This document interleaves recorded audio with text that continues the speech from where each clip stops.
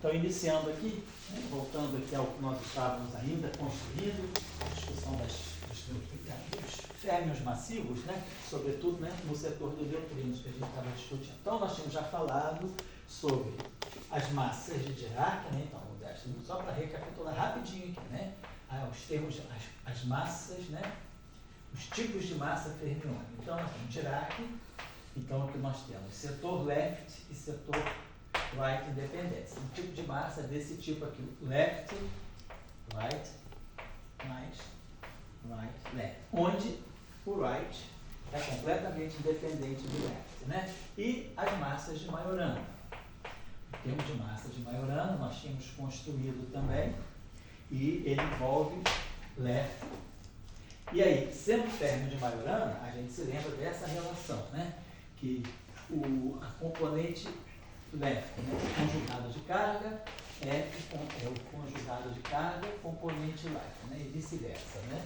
E o right, conjugado de carga, é a parte left do conjugado de carga. Se o férmio é Majorana, então, então a gente tem para Majorana que o right é o left conjugado de carga. Então esse right aqui é o conjugado de carga, e aí é que a gente joga, né, o conjugado de carga barrado left. Então, esse é o protótipo do termo de Majorana e esse é o protótipo do termo de Dirac. Então, no caso de Dirac, o right completamente independente do left, e no caso de Majorana, eu consigo construir uma massa só com o setor left, mas usando, claro, o conjugado de carga. Lembrando aí da nossa discussão, que é sempre bom ter em mente o grupo de Lorentz, então o left é meio zero, então o left barrado é zero meio, e o left conjugado de carga também é zero meio. E aí, como a gente tinha já falado de outras vezes, a gente consegue tirar daqui duas representações do grupo de Lorentz. Essa representação aqui é justamente a representação escalar, é o que está nesse termo aqui. Lembrando, então, por exemplo, do left C barrado, né? Lembrar daquela relação, né, para férmions em geral. Que o conjugado de carga, quer dizer, o barrado de Dirac, o conjugado de Dirac do conjugado de carga é menos psi transposto C a menos 1. Então, esse termo aqui, deixa eu apagar aqui, dá licença, só para ficar bem clara a relação com o grupo de Lorentz. Então, esse left barrado aqui, né, ele, vamos colocar assim, vamos botar assim, left barrado, né? Esse aqui é o conjugado de carga, então esse aqui é C, left barrado, transposto. Então, a coisa fica desse modo assim, né? E aqui esse left C, esse termo aqui o left C barrado é menos, né? Left transposto, C é menos 1.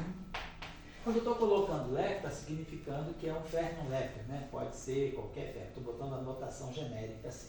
E aí a gente observa aqui, justamente, que esse termo aqui seria um left componente alfa, C menos 1 alfa beta, left beta. Essa é a estrutura de C, que é a mesma que esse, só que esse termo aqui é o conjugado complexo desse aqui. O que é importante observar é que eu tenho left alfa. Por que isso aqui é um singlete do grupo de Lorentz? Por que isso aqui é um invariante de Lorentz? Porque esse aqui é o alfa, esse aqui é o beta. Essa matriz aqui é antissimétrica. Então, essa matriz aqui sendo antissimétrica, eu estou pegando a parte, e esses dois termos aqui anticomutam, né? Vocês estão lembrados que vocês poderiam pensar assim, a matriz C, ou a matriz C menos 1, ela é antissimétrica. Então, se eu tiver L alfa e L beta, né?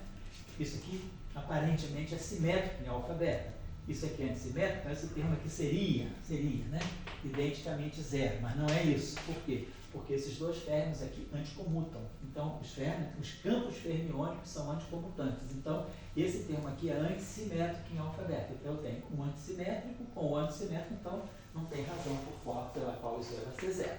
Então, por isso que essa representação aqui, isso aqui é um singlete, né?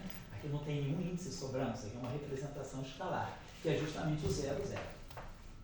Então, quando eu multipliquei 0,5 por 0,5, deu 0, 0 mais 0, 1. Essa componente aqui, essa combinação aqui é justamente a combinação 0, 0, ou seja, a combinação escalar do grupo de Lorentz. Era só para chamar a atenção disso. Então, isso aqui a gente tinha feito da outra vez, tínhamos falado desses bilineares, tudo. Deixa eu agora passar para uma outra coisa aqui. Lembrar um detalhe, né? Que foi alguém que me escreveu uma dessas pessoas, dos colegas que estão assistindo à distância, uma pessoa me escreveu e me perguntou o seguinte: se era possível, no modelo padrão, lembrar do modelo padrão. No modelo padrão nós temos o dublete leve. Vamos pensar no.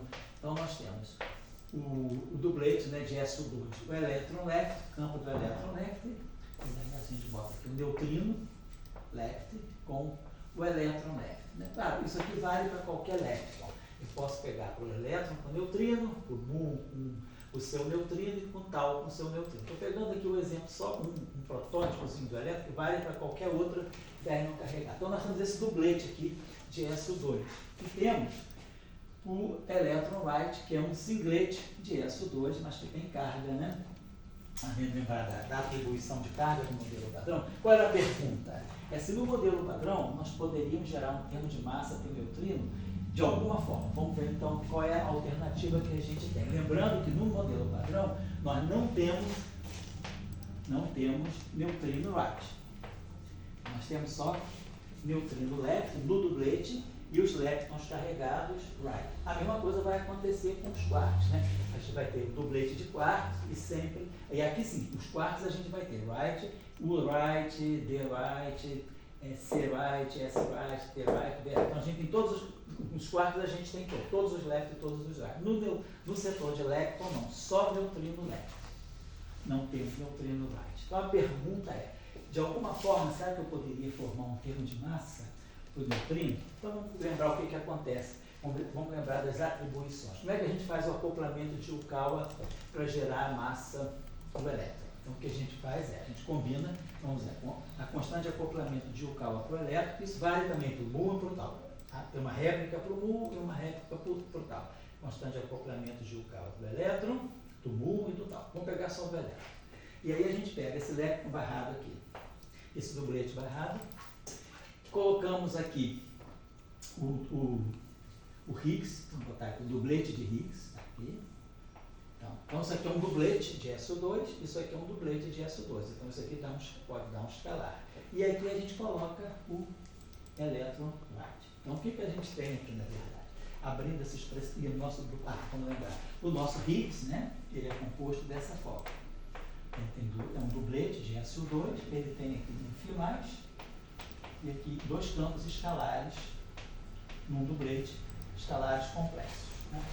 Então, quando a gente tira a estrutura, vai olhar a quebra espontânea da simetria, que eu estou saltando isso, eu suponho que está na parte, né, de quebra espontânea da simetria do curso. Então, quando a gente pega esse valor esperado no vácuo do Higgs, né, a gente vai e trabalha no gauge unitário, a gente tem 0 aqui e aqui a gente coloca o valor esperado no vácuo do Higgs mais o campo do Higgs. Em geral a gente coloca aqui 1 sobre raiz de 2. Essa é a normalização. Então esse aqui é o valor esperado no vácuo do Higgs. Né? Esse setor aqui ele é carregado, então ele tem valor esperado no vácuo 0, porque senão daria um vácuo que não é neutro. O vácuo precisa ser neutro. Então o vácuo tem que estar na segunda componente. Aqui é o valor esperado no vácuo e aqui é a flutuação que dá o campo de Higgs neutro. Então, essa interação aqui, ela está assim. Então, a constante de acoplamento de Yukawa. Aí aqui nós vamos ter neutrino, left barrado, dublete aqui. Elétron, left barrado. Esse dublete aqui. Aqui nós vamos ter, então, 0. Nós vamos ter que botar assim, né? Então, vou botar aqui. O campo de Higgs, então, ficou assim. Ele é 0, V, mais aqui é o campo de Higgs sobre raiz de 2. E aqui o elétron right. Então, quando a gente fizer esse produto aqui vai dar 0 e aqui vai dar o termo que nos interessa. Vai aqui. Vai dar para nós elétron left parado. Aí vamos ter aqui V mais H, que é o campo, né? Raiz de 2. Então, claro, esse termo aqui, e aqui tem a constante de acoplamento de Yukawa. Então, nós vamos ter constante de acoplamento de, primeiro termo, acoplamento de Yukawa, valor esperado do vácuo do Higgs, sobre raiz de 2. E aí aqui a gente vai ter elétron left barrado, elétron right. Claro que eu tenho mais isso aqui, na verdade aqui a gente coloca mais conjugado complexo, claro. Então está aqui. Depois vai ter o mesmo termo mais elétron right barrado, elétron left. Aí a gente tira aqui justamente a massa de Dirac, a massa de Dirac do elétron. Então, a massa do elétron, do Fermi, de qualquer Fermi, ela vai sair desse tipo. Constante de acoplamento de Yukawa do Fermi, valor esperado no vácuo do Higgs, sobre esse raiz de 2 aqui. Então, essa é como a gente fixa a massa dos férmions carregados. O neutrino ficou de fora, porque justamente o valor esperado. O neutrino se combinaria com esse valor esperado no vácuo aqui. Né? Porque esse campo aqui tem carga, esse campo aqui é neutro, então esse aqui precisaria ser carregado para poder manter a carga elétrica. Mas, então a carga positiva daqui cancela com a carga negativa daqui, esse aqui é neutro, acabou, estava tudo certinho. Então o neutrino está fora de massa por causa da estrutura que o campo de Higgs adquiriu no vácuo. Então, por questões de o vácuo tem que ser neutro, eletricamente neutro, então essa parte aqui é no vácuo, o valor esperado no vácuo do Higgs é zero aqui, como a gente colocou, V mais H sobre a raiz de 2. A pergunta é, como é que eu poderia gerar uma massa, né, para o neutrino aí? Dentro do modelo padrão, usando o Higgs do modelo padrão. O único jeito seria se nós introduzíssemos um neutrino right. Então eu posso manter o mesmo, então eu estou falando na teoria eletrofraca SO2, 1. O que eu estou dizendo?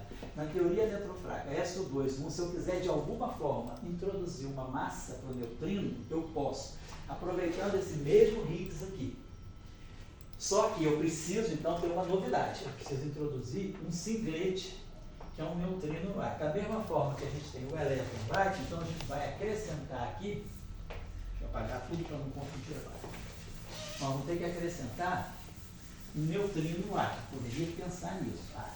Então uma novidade aqui, introduzo o neutrino right. Não pode ser um dublete, né? Oi? Não pode ser um dublete. Não pode ser um dublete, vai ser só para a gente poder quer dizer, a mínima modificação que eu posso fazer. Eu poderia até introduzir um outro dublete, poderia introduzir uma simetria SO2 left, SO2 right e 1. Mas não vou fazer isso, eu vou manter a estrutura de simetria mesmo. Então, a mínima modificação que eu posso fazer é introduzir um neutrino right no singlete, não dublete. Tá? Então, está aqui.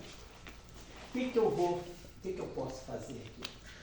O Higgs, eu vou aproveitar o mesmo. Então, o Higgs só tem aqui. Então, o valor esperado no vácuo do Higgs vai ter que ser mantido como estava. Não vou mexer nisso. Zero aqui no gauge unitário, V mais H sobre raiz de 2.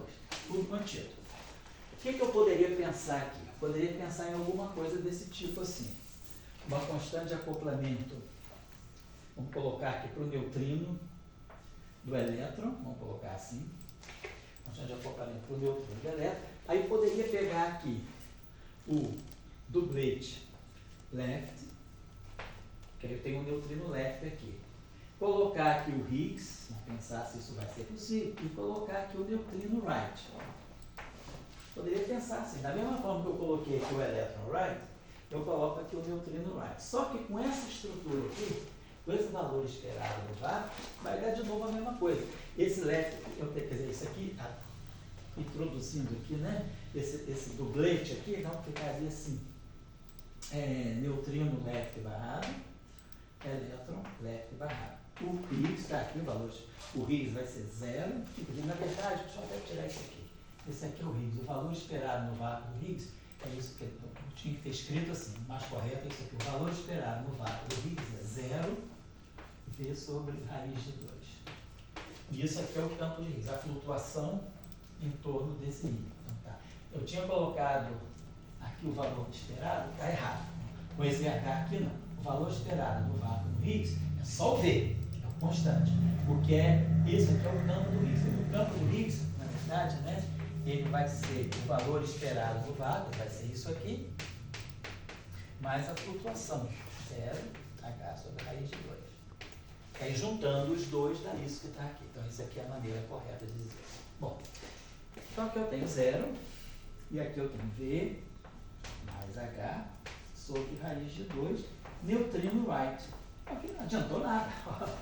Esse vai com esse, eu geraria aqui uma mistura do elétron com o neutrino. O que não está legal, por quê? Porque esse cara aqui é carregado, esse cara aqui é neutro, então eu estaria tendo um problema com a... E esse cara aqui é neutro, eu teria um problema com a conservação da carga. O que a gente pode fazer então? Vamos lembrar de um argumento simples de teoria de grupos. que é o seguinte, esse cara aqui está na representação dublete de SO2, né? O Higgs, né? O campo do Higgs pertence ao dublete de SO2. Claro que o Higgs tem carga 1, né? Lembrando aqui, só para a gente lembrar das atribuições. Como é que a gente vê as atribuições dos números quânticos? A carga eletromagnética é a terceira componente do isospin mais a hipercarga sobre 2. Só lembrar dessa relação, a relação de Gell-Nishijima da teoria eletrofrágil. Então, por exemplo, o neutrino que está na parte de cima, ele tem carga eletromagnética zero. Como ele está na parte superior do dublete de SO2, ele tem número quântico 1,5 de isospin fraco. E aí eu fixo a hipercarga fraca dele dessa forma. Então, o neutrino tem então vou botar assim, a hipercarga fraca do neutrino é menos 1. Tá aqui. Vamos ver qual é a hipercarga fraca do elétron. O elétron tem carga menos 1. E aqui é 1,5. É menos 1,5, que está na parte de baixo. E aqui mais y sobre 2. Então, esse meu y aqui precisa também ser menos 1. Então, tanto o neutrino, deixa eu botar até aqui melhor colocar assim, a hipercarga fraca, né, de dublete, quer dizer, o neutrino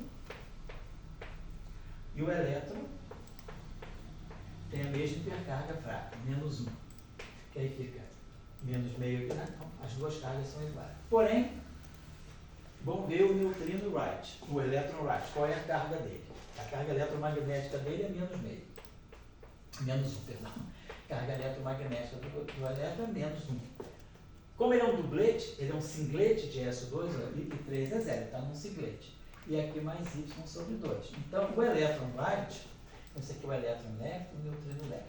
O elétron right, só lembrando só do curso da teoria eletrofrágil. O elétron right, ele tem hipercarga fraca igual a menos 2. Claro, ele tem a mesma carga elétrica, menos 1 e menos 1. O elétron left e o elétron right tem a mesma carga eletromagnética, mas as hipercargas fracas são diferentes. Uma é menos 1, outra é menos 2. Se eu colocar neutrino right, né, como é que seria a atribuição de cargas dele? Vamos ver aqui. A atribuição de carga do neutrino right, então, a carga eletromagnética dele é 0. Como ele está num singlete de SO2, o I3 é 0. E o Y, 0. Então tem que ser 0. Então, a hipercarga fraca, se eu coloco um neutrino right como eu estou colocando, a hipercarga fraca dele é 0. Então, quando eu construir esse vértice aqui, né, quando a gente colocou, vamos colocar assim, o neutrino left barrado, elétron left barrado, aí coloquei aqui o Higgs, né, que a gente colocou aqui 0, V mais H sobre 2, e aqui neutrino right. Então, esse cara aqui, então, o elétron left, o único tempo que vai sobreviver aqui vai ser esse aqui, porque esse aqui vai dar 0, vai pegar esse aqui. Então, algo do tipo elétron left barrado, neutrino right, né, está dando alguma coisa que tem, esse que tem hipercarga fraca 0, e o elétron left tem hipercarga fraca menos 1. Então, não tem hipercarga fraca, para isso aqui ser um invariante, teria que ser 0. Então, não funciona. Então, já vimos que essa possibilidade não funciona. O que a gente pode pensar? Vamos agora lembrar de um argumento de teoria de grupo. O dublete, né, o Higgs está no dublete. No grupo SO2, nós temos uma relação importante, que a representação dublete, ela é equivalente à representação conjugada complexa. Quer dizer, em teoria de grupos, a gente diz uma representação de um certo grupo, né, SON, por exemplo, ela é equivalente à sua conjugada complexa se houver uma transformação de singularidade. Vamos imaginar que eu tenha um grupo SON, só para a gente fazer o raciocínio geral, um grupo SON. Aí eu pego uma de representação geral do grupo SON. Então, vou pegar o elemento do grupo vai ser I, os parâmetros do grupo e os geradores do grupo. O grupo SON, né, então é o grupo unitário e especial, determinante. O fato dele ser unitário, eu ter essa exponenciação, significa que os geradores são hermitianos. Então, a gente vai escrever o grupo. Então, qual é o conceito que eu estou querendo lançar aqui? Que vamos aplicar depois, só de um parênteses de teoria de grupo. discutir uma representação R de um grupo e a sua representação conjugada complexa. O que é isso? Então, essa aqui é a representação do grupo. Por exemplo, no caso do SU2 e do Bleit, aqui são as matrizes de Pauli sobre 2. No caso do grupo SU3, se eu pegar a representação fundamental 3, né, eu vou colocar aqui as matrizes de Guillaume sobre 2, lambda A sobre 2. Então, eu estou falando, pegando uma representação genérica qualquer de um grupo SUN, por exemplo. Então, essa é a representação R. A representação conjugada complexa vai ser aquela representação em que a matriz vai ser o I fica menos I, o ômega A são parâmetros reais, e aqui eu vou pegar as matrizes complexas. Complexo conjugado. Mas como essas matrizes são hermitianas, o conjugado complexo é o próprio transposto, né, gente? Então isso aqui, ó. GA, matriz hermitiana, geradores são matrizes hermitianas. Então, se eu tirar o transposto dessa relação, vai ficar GA está igual a GA transposto. Então, os conjugados complexos, né, dos geradores, não os hermitianos conjugados, não. Os conjugados complexos são os próprios transpostos. Então, a representação complexo conjugada de uma dada representação é aquela representação em que os geradores tem geradores menos GA transposto. Então, se duas representações são equivalentes, quanto que vai acontecer da representação R estar ser equivalente à representação R? Se houver uma transformação tal que R estar exponencial de I, ômega A, geradores menos GA transposto. Ela vai ser equivalente se houver uma transformação S, que vai me pegar as matrizes da representação R e levar nas matrizes da representação R conjugada. Ou seja, o gerador na representação complexo conjugada é menos GA transposto. Então, para verificar se uma representação é equivalente à sua complexo conjugada, ou seja, se a representação é real, eu teria que procurar naquela representação, procurar uma matriz S, tal que a composição dela com todos os geradores do grupo vai me dar menos GA transposto. Então, aqui eu estou passando da representação R para a representação conjugada complexa. Tem que aparecer, então, uma matriz S. No caso do grupo SU3, claro que a representação fundamental, a representação 3 não é real. Mas vamos olhar o caso do grupo SU2. Agora vamos voltar. Então, esse é o conceito geral de uma representação chamada representação real, ou seja, é aquela representação cujo conjugado, os elementos do grupo conjugados complexos podem ser equivalentes, né, às matrizes do grupo R. Isso significa o seguinte, né, na representação R, o que é essa representação R? Eu tenho os vetores da representação, a transformação, atuando nos vetores da representação. Esse é o conceito de representação. Na representação R conjugado complexo, eu vou ter V' estar igual a R estar, V estar. Vou só tirar o conjugado complexo, não estou tirando o conjugado hermitiano, não. Mas aí, devido vamos dizer assim, a equivalência, eu teria aqui S, R, S menos 1, V estar. E aí eu posso multiplicar aqui por S menos 1. Sai isso aqui daqui. Então, significa o seguinte, que eu vou até agora R, S é menos 1, V estar, né? S é menos 1, V estar, S é menos 1, V estar, isso. Opa, eu tirei aqui, tá certo. S é menos 1, V estar, linha, é igual a R, S é menos 1, V estar. Ou seja, eu vou para uma base em que os vetores de base daquela representação são distintos, né? Quer dizer, aqui é a transformação. Aqui é a transformação R, no vetor V. Eu vou para uma base em que os vetores de base são, os vetores dessa representação não são mais os V's, são S menos 1, V estar. Ela vai se transformar com a mesma matriz. Então, nessa representação, quer dizer, por isso a representação é dita real, porque a mesma matriz que transforma os vetores nessa representação é a mesma matriz que transforma os vetores complexos conjugados nessa outra representação. Então, por que eu estou dizendo isso? Vamos olhar qual é que a gente pode sair desse problema usando esse conceito. O conceito, então, de representação conjugada completa. Vamos, então, olhar para o grupo SO2 agora. O Higgs está no dublete. Então, o Higgs está no dublete de SO2, como a gente já colocado. Φ, né? Ele tem o campo Φ+, que tem valor esperado no vácuo igual a zero, e o campo Φ0, que tem valor esperado no vácuo igual a V. Esse é o dublete. Se eu pegar, ele está na representação 2 do dublete de SO2. Qual é a estrutura da representação do dublete? Quem é a matriz que faz essa transformação?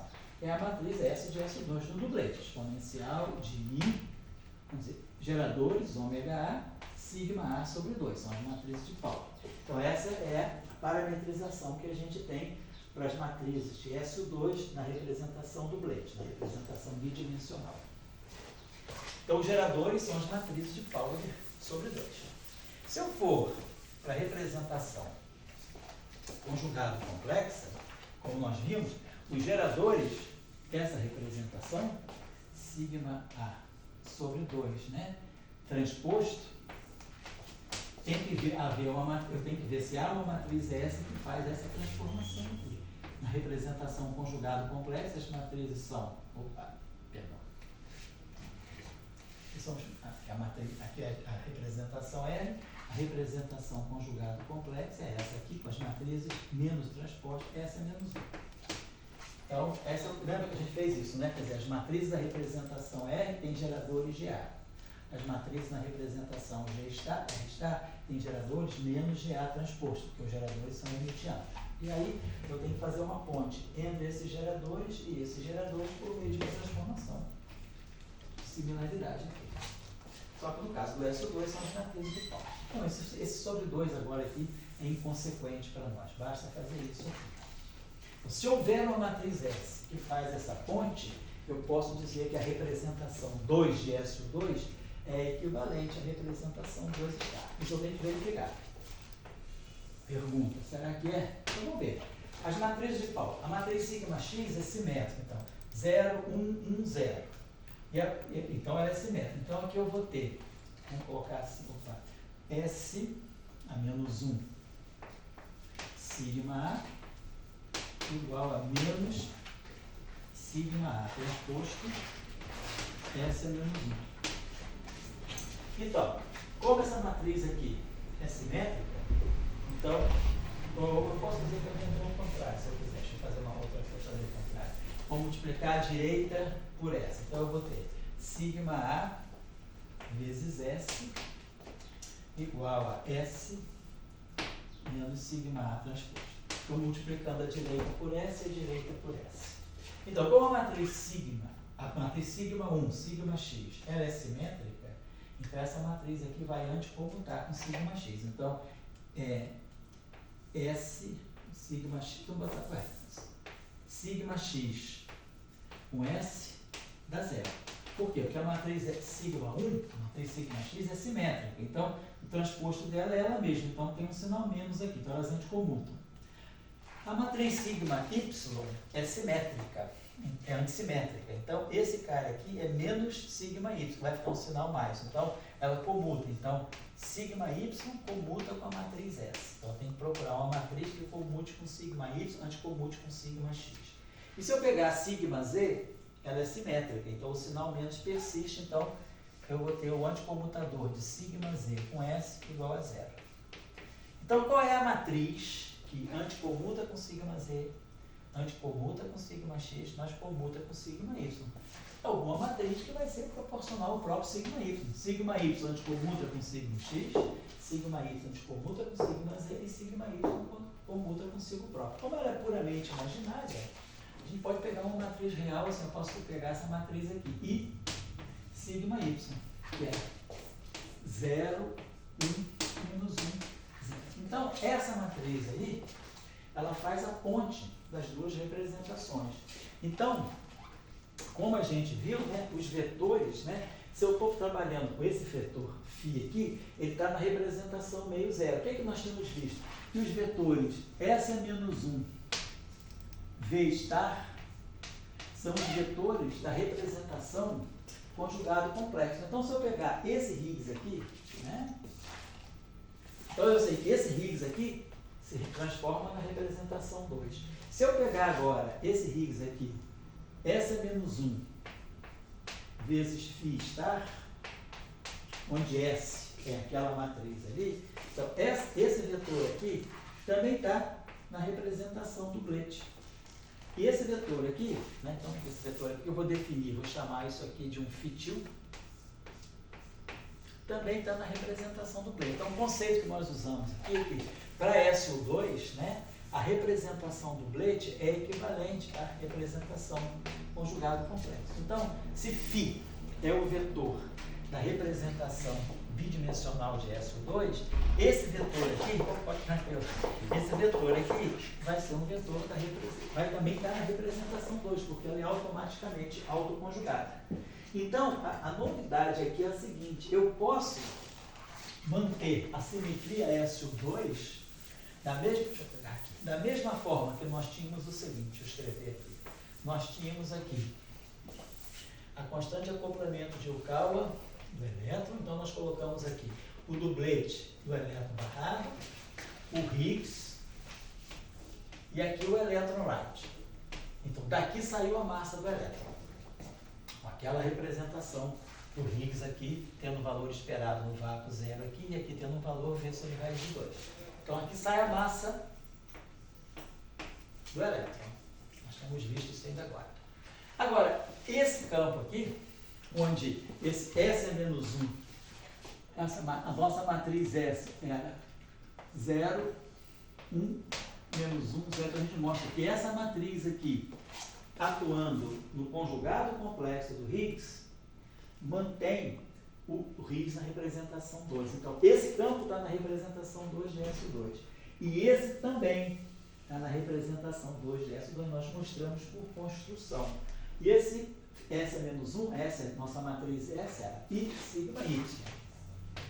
Nós tomamos essa matriz para fazer a transformação de singularidade. É a definição que a gente usou de representação conjugada complexa. Então, o inverso disso aqui é 1 sobre i, que é menos 1, menos i, e a inversa de sigma y é a própria sigma y. Então, isso aqui, né, fica isso mesmo, né? Eu vou ter, vai ficar 0 menos 1, 1, 0. Então, S é menos 1,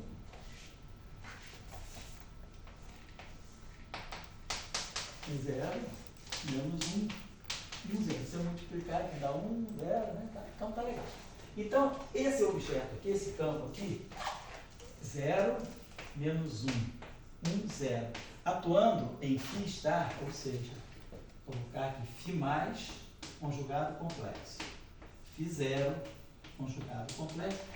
Esse objeto aqui, qual é a forma dele? É menos φ0 conjugado complexo, φ mais conjugado complexo. Então, esse campo aqui, ele também tem as mesmas características que o campo original de Higgs, por causa da equivalência dessas duas representações do grupo SO2.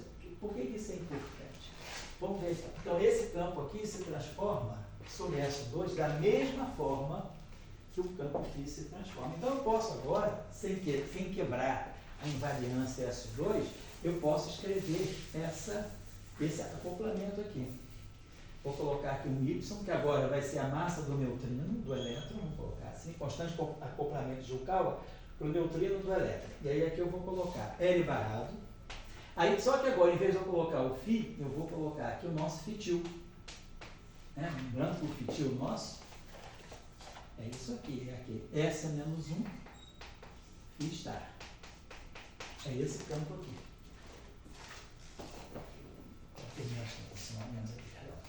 Então eu vou colocar aqui, e aqui eu vou colocar o neutrino right. Então, porque esse campo tem as mesmas características que o φ, e o neutrino right vai ter os números quânticos acertados direitinho, deixa eu apagar isso aqui, então nós vamos ter o seguinte, esse bilinear aqui está dando para nós o seguinte: constante de acoplamento de Yukawa para o neutrino do elétron. Aí aqui eu vou ter neutrino left barrado, elétron left barrado. Só que aqui agora é o φ2. Quem vai ser o meu φ2? Vai ficar menos V mais H, que é o Higgs, né, sobre raiz de 2, é real. E aqui zero. E aqui o neutrino right. E agora, se eu fizer o cálculo, olha o que vai acontecer. Essa constante acoplamento de Yukawa. Então agora eu consegui, né? Porque antes isso aqui estava aqui embaixo. Então o neutrino pegava sempre o zero. Mas trabalhando com esse campo, eu subverto a ordem do dublete. O que era neutro sobe e o que era carregado desce. Esse aqui é neutro, esse aqui que era φ mais em cima é φ menos, que é o conjugado complexo do φ mais. Então a gente vai estar produzindo um termo aqui, quando eu fizer esse cálculo, vai ficar isso multiplicando isso, multiplicando isso. O termo que me interessa é o termo de massa, aqui é um termo de interação, esse aqui é um campo, mas esse aqui é uma constante. Então nós vamos ter esse seguinte termo aqui. Constante de acoplamento de Yukawa do neutrino do elétron. Aí vamos ter aqui esse V sobre raiz de 2 vem para cá, funcionalmente. Estou fazendo esse cálculo aqui. Isso vezes isso vezes isso. Pegando só a parte que tem massa. Esse termo aqui já é um outro termo, que é um H. Mas esse aqui é um termo de interação. Aqui não, que é um termo de massa, porque é um termo constante. Então eu vou ter. E aí vamos ter aqui neutrino left barrado, neutrino right. Mas, claro, conjugado complexo, que eu não coloquei. Então, ó, eu gero uma massa de Dirac. Para o neutrino, no mesmo modelo, só que eu tive que fazer uma novidade, introduzir um neutrino right. Então, como o Matheus tinha reparado no início, né? É essa a única maneira? Não. Essa é a menor maneira possível. A mínima modificação que eu posso fazer na teoria eletrofrágica de Saland-Glash-Weinberg para introduzir um neutrino massivo é colocar um novo campo, que é o neutrino right, como um singlete de SO2. E, claro, ele vai ter os números quânticos, ele é singlete de SO2, mas ele não é. Mas ele tem carga 1. Quer dizer, lembrando, a carga eletromagnética dele é zero. Ele é um singlete de SO2. E aqui o Y sobre 2, né? Ah, então, desculpa.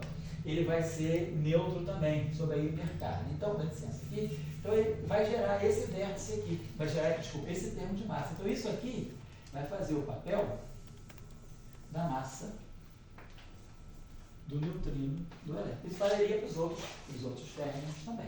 Para os outros férmions carregados. Então, eu posso gerar uma massa de Dirac na teoria eletrofraca para o neutrino. Então, esse seria um neutrino de Dirac, não seria um neutrino de Majorana. Certo?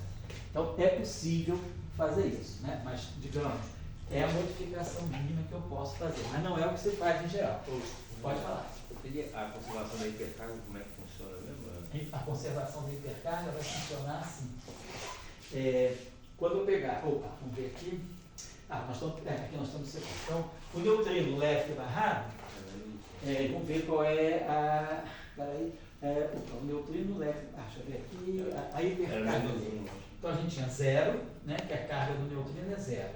Aí o neutrino left, né? Ele está no dublete. Então ele tem mais meio, está na parte superior do dublete, ele é mais meio. E a carga eletromagnética dele é zero, e a hipercarga dele, então, vai ser menos 1. Né? Então tá, a hipercarga dele é menos 1. Perfeito. A hipercarga dele aqui vai ser menos 1, vai ficar mais 1. O neutrino right, né, está num singlete de SO2, tá? Mas ele tem carga zero, então tá, ele vai, a hipercarga fraca dele é zero, tá? E aqui, esse neutrino, deixa eu ver se tá tudo certinho, esse neutrino left barrado, né? Quer dizer, o neutrino left tem carga tem carga eletromagnética zero, a hipercarga dele é meio, então esse cara aqui tem que ser menos meio, então o Y tem que ser menos 1, perfeito. Tem menos 1. Então o que vai acontecer com isso, a gente, quer dizer, depois que gera massa, a gente aqui está quebrando. Não, está certo. Tá certo, Matheus, é o seguinte: depois da quebra da simetria, quando o Higgs quebra a simetria, eu tenho simetria SO2, 1. Essa simetria SO2 leve, isso aqui é hipercarga.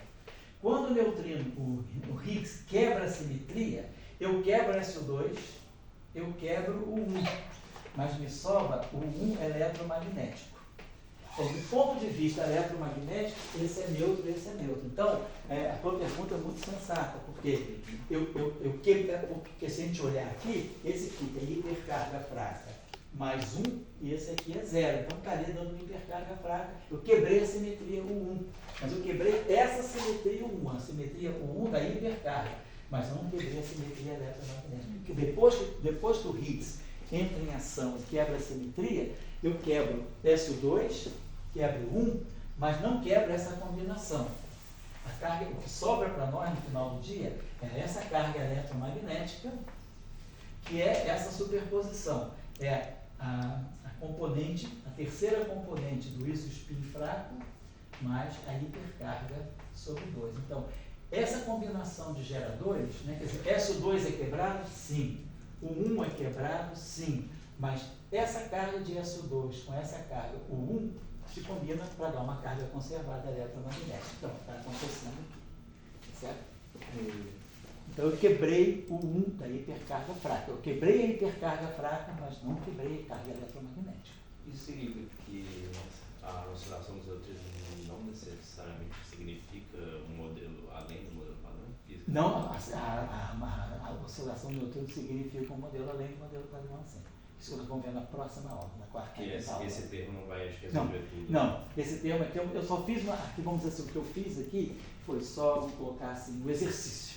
Que a pessoa perguntou, o colega do Nordeste, perguntou, com Higgs, porque inclusive para a gente introduzir a oscilação de neutrino, eu vou ter que mexer no setor de Higgs. Eu vou ter que introduzir um triplete de Higgs no modelo padrão. A pergunta foi, será que qual é a modificação? Eu posso manter o Higgs no modelo padrão e gerar, o Higgs na teoria eletrofrágil, e gerar uma massa para o neutrino? A minha resposta é possível, sim, mas eu tenho que introduzir um neutrino light. E aí não tem oscilação.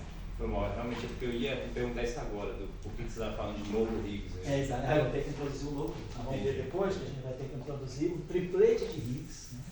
Vou mostrar para vocês na próxima aula um modelo que você introduz. Aí você vai ter uma simetria SO2 left, SO2 right e o 1. Aí você introduz aí você vai fazer o seguinte, o neutrino left e o elétron left estão num dublete. O que acontece na teoria eletrofrágica tradicional? O elétron right está aqui sozinho num singlete e eu não tenho neutrino right. A modificação que a gente vai poder fazer vai ser essa, neutrino left, elétron left, num dublete de SO2 left. Aí eu vou introduzir uma nova simetria, SO2 right, onde eu coloco agora o neutrino right. Só que o neutrino right eu não vou fazer que nem que eu coloquei num singlete, eu vou colocar num dublete como elétron right. Então eu vou ter SO2 left, SO2 right e o 1. E aí tudo vai quebrar no final do dia para dar o 1 eletromagnético. Esse é um modelo. E aí aqui a gente vai ver a oscilação de Newton. E tem que ter um terceiro no Higgs, porque sempre você tem mais um grupo, tem a ver? Não, aí você tem que ter um triplete de Higgs para poder, por causa da simetria SO2. SO2 right. SO2 left e SO2 right. Então você vai precisar de um triplete. Vai precisar de um triplete de Higgs para poder manter, construir vamos dizer assim, vamos pensar assim, deixa eu botar aqui. Porque se você, vamos pensar assim, o que acontece no modelo, na teoria eletrofrágica tradicional? Eu tenho, deixa eu escrever aqui de novo, né? Eu tenho aqui o dublete left, o Higgs que está num dublete e o elétron right, é isso que eu tenho. Esse cara aqui é um dublete de SO2. Esse cara aqui vou botar o dublete, né? Número quântico é meio, né? A multiplicidade é 2 vezes a duplicidade, vamos dizer, é 2S mais 1. Então, se eu tenho uma representação do dublete, é porque o S é meio. Então, a gente geralmente coloca assim, o dublete é a representação meio de SO2. Esse aqui também é um dublete, é a representação meio de SO2. E esse aqui é um singlete de SO2, zero. Será que isso aqui é um singlete de SO2? Então, meio com meio, a gente lembra lá dos spins na mecânica quântica. Meio com meio pode dar 0 e 1. E aí eu estou multiplicando aqui por um 0. 0 com 0 dá 0 e 1 com 0 dá 1. Agora, essa combinação aqui é justamente essa combinação que me dá o singlete. Então eu posso formar, isso aqui é um singlete de SO2. Por quê? Esse aqui é um spinor, é um linha, esse aqui é um spinor, é um vetor coluna e aqui eu tenho um escalar. Então, vetor linha, vetor coluna, não escalar, dá um escalar, né? Isso aqui é um escalar. Então tudo bem, isso aqui é um singlete de SO2. Agora, se eu colocar o Higgs, se eu colocar aqui um outro singlete, um outro dublete, então agora eu vou colocar um dublete right. Então, isso aqui é um dublete de SO2, então aqui eu tenho meio.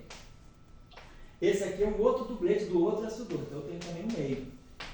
Então, meio com meio dá 0 e 1.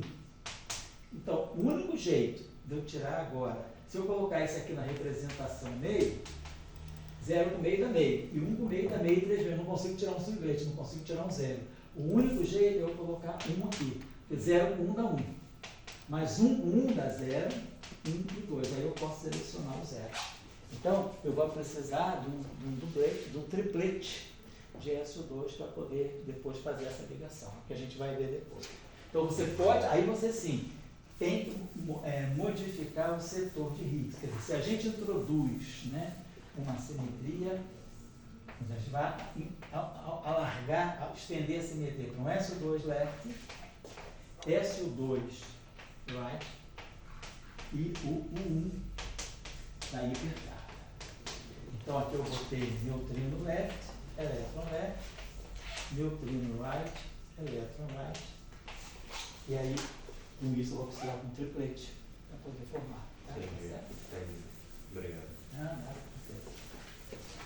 Bom, então isso é só para responder essa pergunta. Então, a gente poderia, no modelo de Salando, na teoria de Salando-Asch-Weinberg tradicional, introduzir um neutrino right, singlete de SO2, obviamente, e aí acoplar esse neutrino, o dublete left, com o neutrino right, colocando aqui um dublete de Higgs, mas não o dublete original, mas sim aquele dublete FITIL, que está na representação também meio de SO2. Esse FITIL aqui, lembrando, é o conjugado, é a matriz S-1, φ star. Então, eu vou pegar o conjugado do campo de Higgs original, do dublete de Higgs original, e formar esse novo dublete aqui. Menos 1, então vai ficar aqui menos, né? Menos φ0 star. E aqui um φ mais complexo conjugado. E aí, trabalhando com esse dublete de Higgs, que está na mesma representação 2 de SO2, um dublete de SO2, mas aí é esse FITIL que vai se acoplar ao neutrino right para dar a massa do neutrino right. Quer dizer, a massa do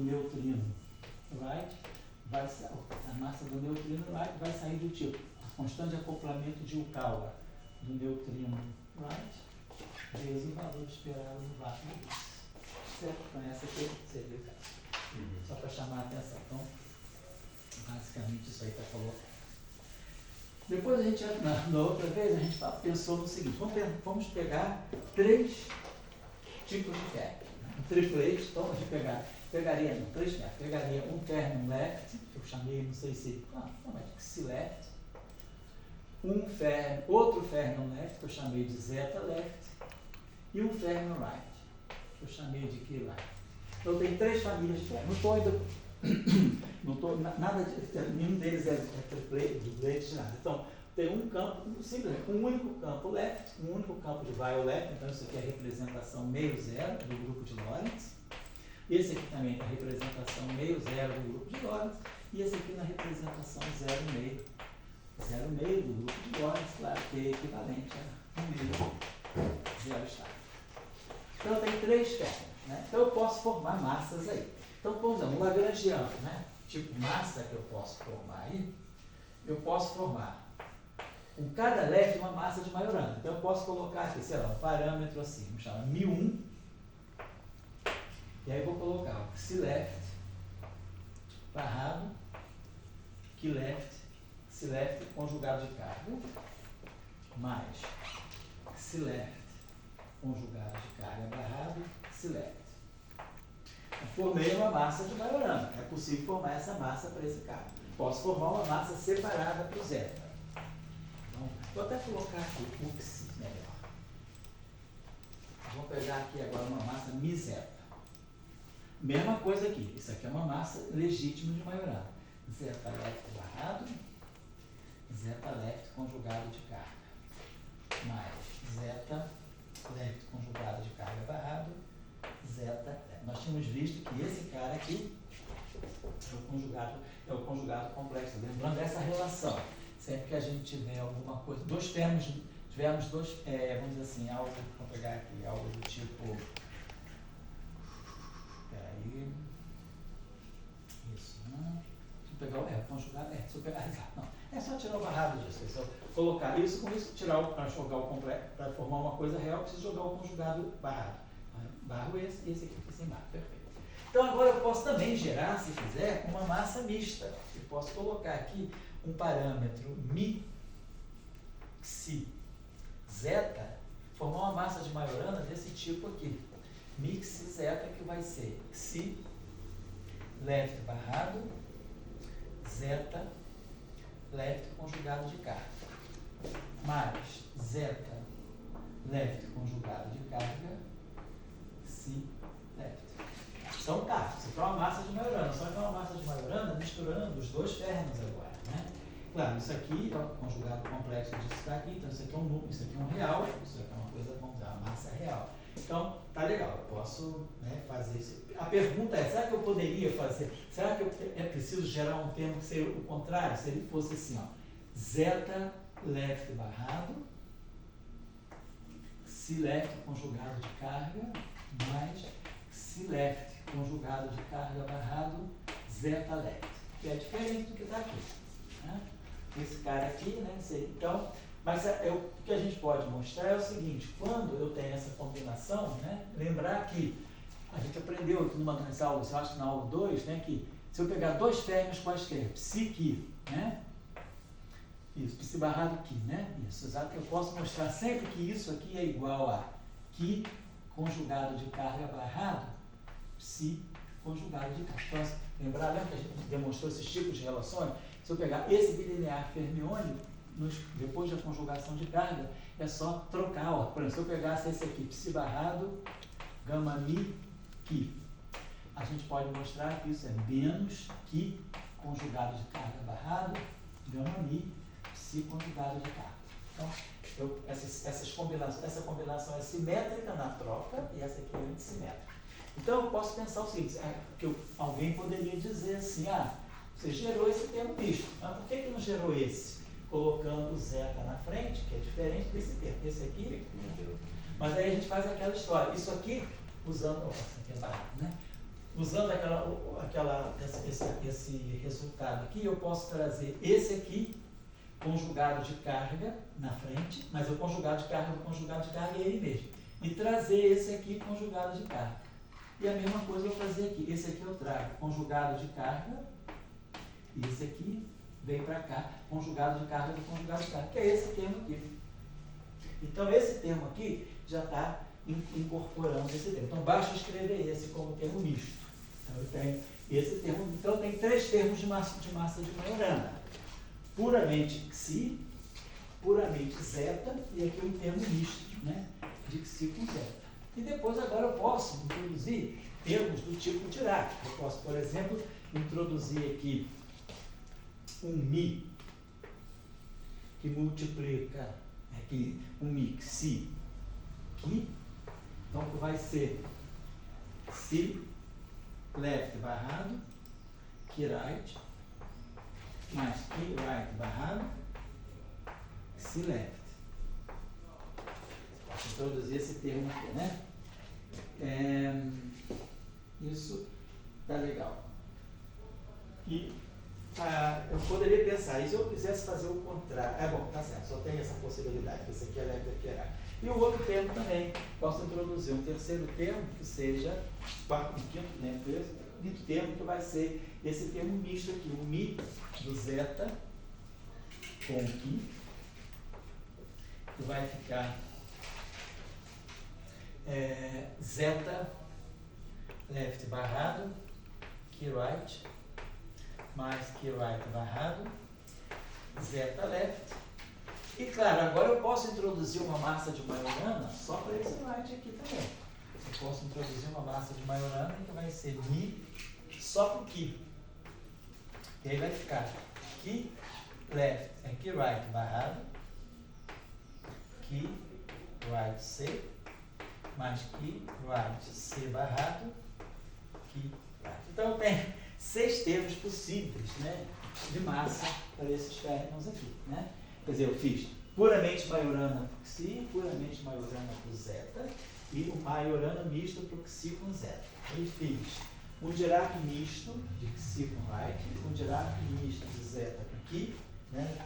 Xi com Qi, zeta com Qi, e o Majorana puro, né? Com Qi right. Então eu tenho uma multiplicidade aí de termos de massa com essas três famílias de ferro, né? O que a gente pode... Então, quer dizer, as massas estão todas misturadas. Então, quem são os férmions físicos? Para tirar os férmions físicos, a gente precisa ter a diagonalização da matriz de massa. Então, a gente poderia criar aqui, né? Deixa eu pensar aqui, uma coisa, a gente está com... Eu tenho, vamos dizer assim, nós temos... Então, o que nós temos? Nós temos... Poderia pensar assim, definir, talvez, um sextete da seguinte maneira. Colocar assim, vamos dizer assim, poderia pensar assim, Xi, left, zeta, left, Qi, right. Aí aqui eu vou colocar, deixa eu fazer o contrário, colocar assim, definir, vamos dizer, eu vou definir vamos dizer, um super, vamos dizer assim, um super espinor, né? Um sextete, que vai ser o seguinte. Xi, left, zeta, left, Qi, right.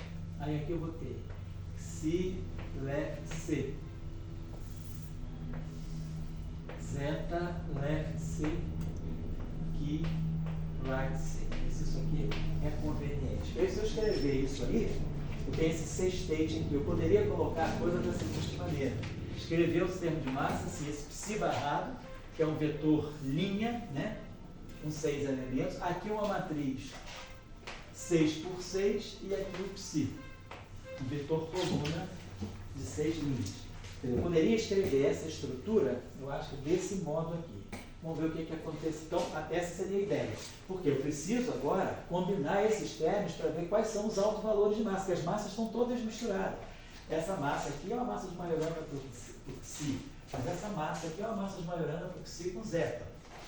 Aqui massas de Dirac misturadas. Então, quem são os termos físicos? Né? Aquela discussão que a gente teve na aula passada. Quando a gente tem uma matriz de massa mista, as partículas físicas têm massa bem definida. Então, os campos podem estar misturados, mas os quanta tem que ter, né? Quer dizer, o grupo de Poincaré nos diz que as representações massivas eu tenho massa e spin. Né? Se as representações são de massa zero, eu tenho massa zero e tenho a helicidade, né? A helicidade. No caso das partículas massivas, eu tenho massa e spin. Então, eu preciso ter uma massa bem definida e o spin bem definido. Mas aqui está tudo misturado. Eu posso dizer, essa massa aqui olhando cá, beleza, essa aqui é a massa do zeta, do Xi. Essa é a massa do zeta, mas aqui eu tenho uma massa mista. Então, esse termo aqui vai mixar as massas. Então, na verdade, quem são as massas físicas? A gente deu o exemplo da outra vez, pegando aquele N-plate de campos escalares. Lembra? A gente foi fazendo as diagonalizações sucessivas. Então, aqui eu vou fazer o seguinte. Quantos campos eu tenho? Então, eu tenho Xi left, zeta left e right. E aí os conjugados de carga deles. Então, consigo construir, né? Reescrevo tudo isso aqui sob a forma de uma matriz 6 por 6. Esse aqui é um vetor líquido de 6 colunas e esse aqui é um vetor coluna de 6 linhas. Né? Então, a gente poderia pensar o seguinte, vamos ver se a gente consegue organizar isso dessa maneira. Então, eu vou colocar aqui Xi left barrado, zeta left barrado, Qi right barrado. E aí aqui eu vou colocar Xi left C, zeta left C, Qi right C. E aí aqui eu vou colocar uma matriz 6 por 6, depois organizar a matriz bonitinha. Vamos colocar assim, já vai colocar.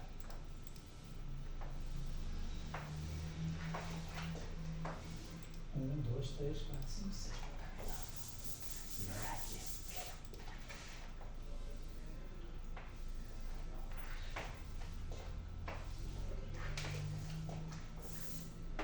Tem seis colunas. 1, 2, 3, 4, 5, 6. Eu vou botar aqui 6 linhas.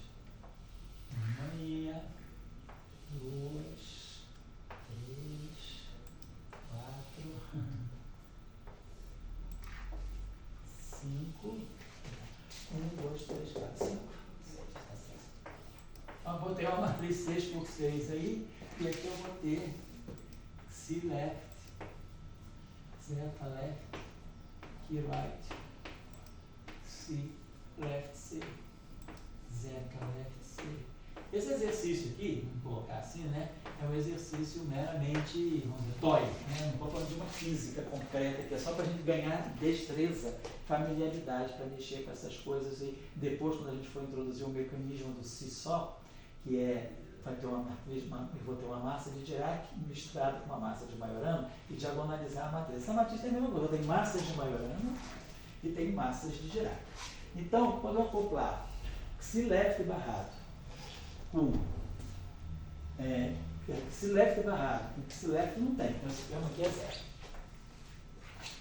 zero. Psi left barrado com zeta left. Psi left barrado com zeta left. Né? Então esse termo aqui, psi left barrado com. Desculpa, eu vou ter psi left barrado com zeta left C. Então vai estar aqui. 1, 2, 3, então eu acho que esse termo vai estar aqui, esse mi. Perdão, só uma coisinha só. Vamos pegar logo esse aqui, peraí. Psi left com psi left. Esse aqui, tem esse termo aqui, mixica. Esse termo aqui vai estar junto com esse aqui. Então, 0, 0, 0. Acho que eu vou botar aqui esse mi. Se está aqui, né? Quando eu fizer esse produto, esse carinha aqui, ó. 1, 2, 3, 4, 5, 1, 2. Ele vai bater aqui e vai se juntar. Então, essa primeira linha aqui vai estar conectada assim. Depois, então, psi left barrado, psi left C, mixi. Depois, eu vou ter psi left barrado com o zeta left C, que é esse, é o seguinte. Então, aqui eu vou ter um mi, si, zeta. Tá batendo certo. Esse aqui bate aqui e está pegando esse aqui. Estou formando a matriz agora. E o psi left barrado com o key right C. Psi left barrado com o key. Só com o key right, você tem razão. Então é esse aqui, psi left barrado com o key right. Né? O key right está aqui. Terceiro, né? Então 1, 2, 3 mesmo? Então aqui está mi. Esse termo aqui é um termo de Dirac. Psi, ki. É um termo, então ficou certo, né? E aqui, esse aqui é zero, né? Então, e depois o último lá, que é o psi left barrado com o key right C. Também é zero, né? É zero, é zero. Então a gente está formando essa matriz aqui. Agora, zeta left barrado com psi left, zeta left barrado, zeta left barrado. Aqui a gente tem que ter um cuidadinho que eu vou poder fazer. Bom, depois a gente vai acertar. Mas assim, eu diria o seguinte aqui, Mateus, é o seguinte, olha só, tem que ter um cuidadinho aqui. Quando eu pegar esse psi left barrado com o zeta, psi left barrado com o zeta left C, zeta left C, eu botei ele aqui, tá certo, é esse aqui, né? Tá. Mas aí eu posso pensar que esse termo aqui pode ser escrito como sendo, não, tá certo, vai ficar zeta left barrado, tá, legal. Então, agora o zeta left barrado. Zeta left barrado está aqui. Embaixo. Embaixo, ele não pega o psi left, né? O zeta left barrado, que aqui eu teria que ter cuidado, que é o seguinte. Talvez aqui eu mereço pensar o seguinte. Apesar de não ter explicitamente o zeta left barrado com o psi left, né? Não tenho esse, quer dizer, zeta left barrado com, não tem, esse termo não tem, porque realmente, porque se eu tirar o conjugado disso aqui é a mesma, esse termo aqui é a mesma coisa aqui, zeta left barrado, psi left C. Né? Esse termo não tem, né? Quer dizer, esse termo, então zeta left barrado, então vou voltar aqui, zeta left barrado com psi left eu não tenho, zero.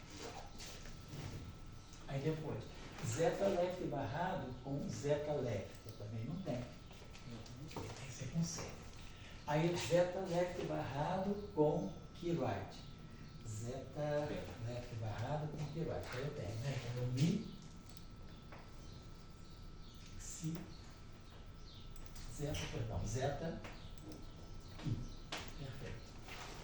Aí depois zeta left barrado com xi left c. Zeta left barrado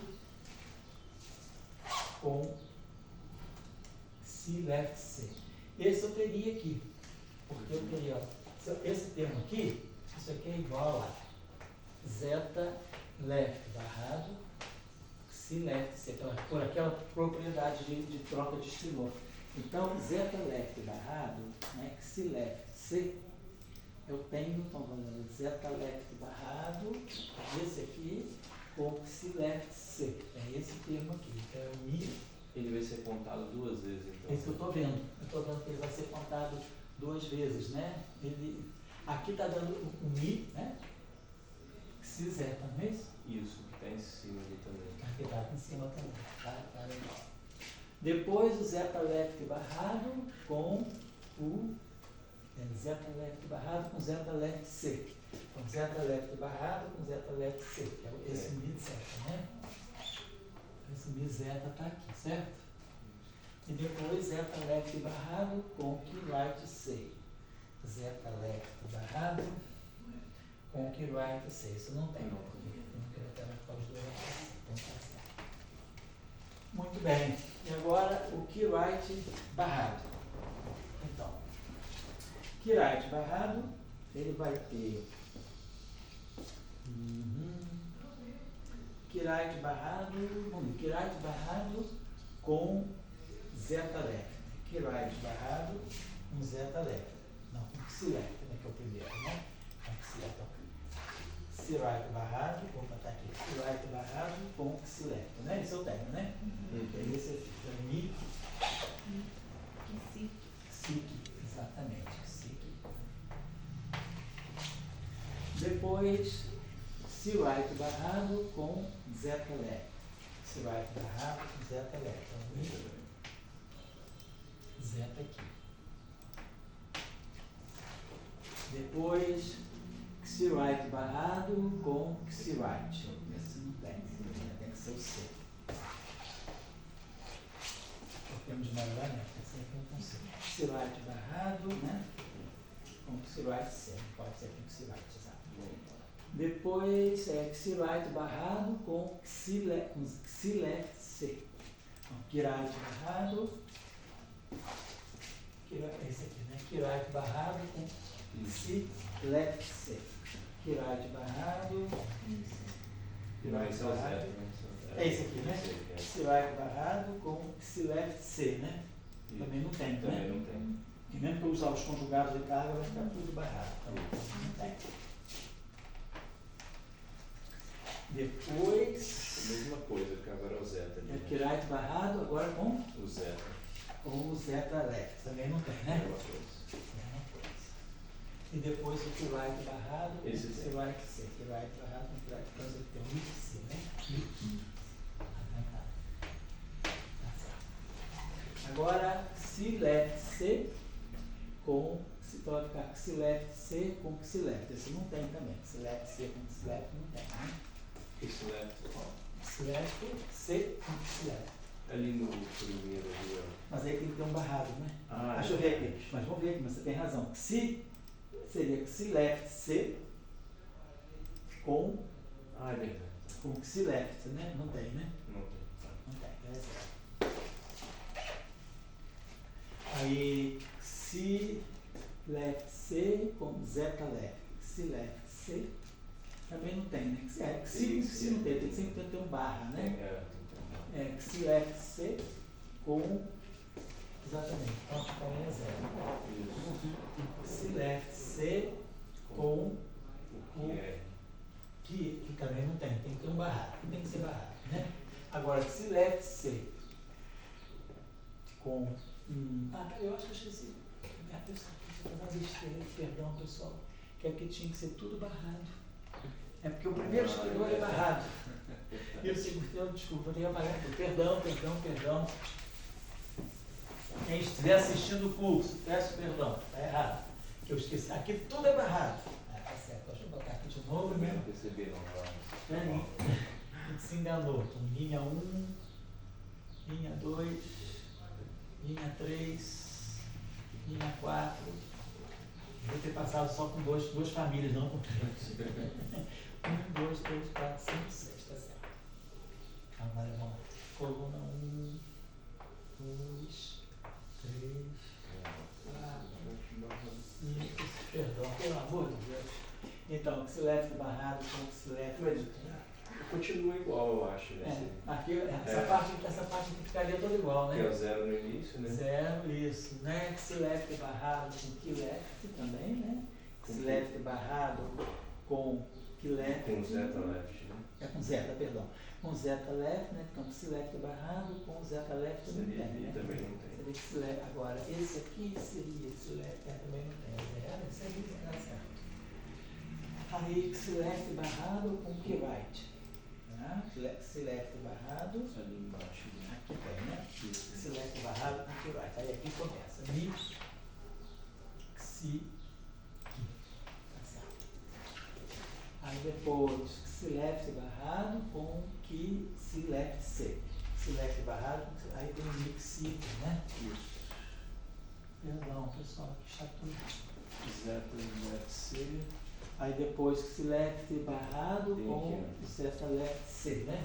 Isso. Esse aqui, né? Isso. Mi, xi, zeta. Depois xilef barrado com qui, right c. Aí não tem xilef barrado com qui, right c. Aí não tem, né? Oi, oi, oi. Ai. Agora, zeta left barrado com xilef. Zeta left barrado. Esse aqui, né? É. Zeta left barrado com Que se leve. xilef. Não tem também. Não tem. É certo. Aí, zeta left barrado Também com zeta não. left. Também não tem, né? Também não. Porque sempre tem que ter um C. Zeta left barrado com qui right. Zeta left barrado. Aí tem, né? Aí tem. Mi, zeta, depois, Esse tem. esse aqui, xilef barrado com zeta left barrado com xilef c. O primeiro. Zeta left barrado, esse aqui, né? Isso. Zeta left barrado com xilef c. Então vai ter o mi, xi, zeta. Já tinha visto isso. E o xilef barrado com xilef c, né? Zeta left C. Isso. Então, mix e zeta. E o zeta left barrado com Q Q right C. Então não tem, né? Q right C, zeta left barrado com Q right C. Top. Agora, Q right barrado com C left. Q right barrado com C left, né? Então, é mix, mi, xi. Tá certo. Depois, Q right barrado Com zeta left. com zeta left. Q Tem. right barrado com zeta left, né? Isso. Aí, zeta aqui. Tá certo. Depois, Q right barrado Com Q com right. Q right. Não tem? Q right barrado com C Left. left C. Q right barrado. Seria Também não left. tem. Esse aqui também não tem, né? Não. Não tem. E o próximo também não, que é com zeta. Já com zeta também não tem. E aí vamos ter o Q right barrado com Q right C. Aqui. Q right barrado com Q right C. Tá certo. Agora vamos lá. C left C barrado com C left. Aí tem, né? Tem. Que é o mix.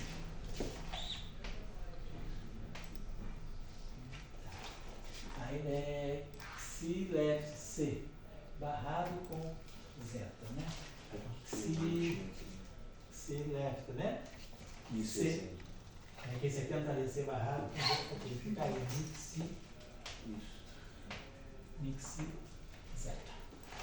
E aí o C left C barrado com Q right. Então, C left C barrado com Q right. Não tem. E aqui é tudo, né? É, Teria que ter um C. teria que ter um C no Q right. É, perfeito. E aí, xi left C barrado com xi left C. Aí não tem também, né? Xi left C barrado com xi left C não tem, né? É, porque aí vai dar a mesma coisa. Depois, xi left C barrado com zeta left C. Xi left C barrado com zeta left C. Não, os dois Cs não tem, tá certo? Não, E depois o xi left C barrado com key right C. C com C também não tem. A xi left C barrado, xi left C barrado com key right C. Entendeu? Isso aqui seria, esse seria, porque ficaria xi left C barrado com key right C. Então seria mix. Sempre está ficando 3 vazios, né? Oi? Sempre está ficando 3 vazios. Exatamente, Interessante, não tinha reparado não. Zeta left C barrado com psileta. Zeta left C barrado com psileta. Então tem esse aqui, né? Que é o Mi. Isso. Mi si zeta, né? Isso. Tá perfeito. Tá Mi si zeta. A minha notação não tá boa, eu tenho uma notação mais leve. Depois, zeta left C barrado com zeta left. Não tem, né? Zeta left C barrado com zeta left. Tem, né? Ah, tem, filmão. Esse aqui, não tem zeta. Depois zeta left C barrado com key right. Zeta C barrado, aí não tem. Zeta left C barrado teria que key right C. Isso. Então tá. Zeta left C barrado com C left C, né? Zeta left C barrado com C left, né? C. Só que Eu teria que ter o quê? Zeta left C barrado. acho que não tem. Não tem não. Não tem. Aí depois zeta left C barrado com zeta left C também, não tem? Zeta left C barrado com. Esse right, esse vai ter. Esse vai ter? Acho que no último aqui. Zeta left C barrado. Esse aqui, zeta. Esse. Zeta left C barrado com que right C, né? Isso. Vai ter o Mi, zeta aqui. Você tem razão, tem 3, Esse é né? 3. Essa regularidade aí. E aí o key right C barrado com C left. Então, key right C barrado com key right C barrado com. Não, aqui não vai ter. Então também é zero. Key right C barrado com zeta left. Também não vai ter. Não vai ter. Agora o vai ter. Hã? O stack vai ter. Key right C barrado com key right C. Exato. Key right C barrado com key right mix, né? Miki, né? Eu tô achando que vai ficar igual as duas de cima, tá vendo? É. Mas no padrão. É. Vamos ver o próximo. Depois aqui right C barrado com C left C. Então C com C nunca tem, né? Não tem, ó. Esse right C barrado com Xi left, né? C left tem, então tem. É Mi, Isso, vai ficar realmente igual a cima. vai ficar assim, Si, Isso. né? Isso. Depois que right C barrado. Mesma coisa, só que agora no zeta. É com K ou com zeta, né? Só que Então vai ficar agora o Mi, é outro lado. é o Mi e zeta, zeta aqui, né? Isso. E agora zeta. E aí, exatamente, está perfeito. Então, beleza de matriz. Deixa eu ver aqui uma coisa.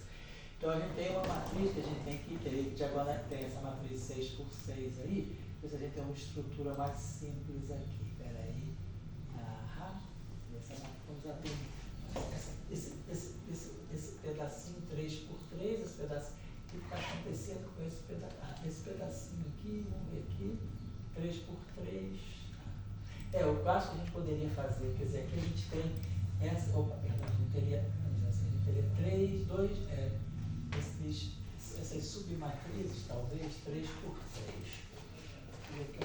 Essa matriz aqui tem alguma conexão. Essa matriz aqui, está muito, deixa eu ver essa. 0, 0, 0, tá. Depois 0, 0, 0, tá. Depois essa exatamente igual. Essa matriz aqui, tá certo. É igual a essa, né? Isso, exatamente igual. Exatamente igual. Essa aqui Também é a mesma coisa. Também, né? Exatamente igual. Então tem uma estrutura que é assim, A, B, B, A. É isso? Isso. Né? Então, com essa estrutura aí, o que a gente teria que fazer? Seria, primeiro, quer dizer, eu teria uma matriz A, B, B, A. Eu teria que pegar, tirar os autos, diagonalizar essa matriz, tá certo? Vamos pensar assim. Essa matriz aqui é simétrica. Isso. A matriz A é simétrica. Aham. E a matriz B, 0 com 0, 0 com 0, também é simétrica. A matriz A é simétrica, a matriz B é simétrica. A matriz B é simétrica, a matriz A é simétrica. Então, a gente poderia pensar o seguinte: se eu diagonalizar, então, vamos pensar primeiro aqui uma coisa. Se eu quiser inverter essa matriz, tudo bem, a gente pode inverter essa matriz, mas então, se eu quiser tirar o determinante dessa matriz, também não é complicado. Mas aí a gente vai ter o produto dos autovalores. O interessante é ter os autovalores. Então, eu estaria pensando o seguinte: essa matriz aqui, então a gente tem uma matriz com essa estrutura aqui. E que é totalmente simétrica. Foi? Ela também. Totalmente simétrica, como todo, né? E cada pedacinho desse é simétrico. Então, se eu diagonalizar esse pedaço, eu estou diagonalizando esse. Se eu diagonalizar, eu vou pensar o seguinte: como a matriz A é simétrica,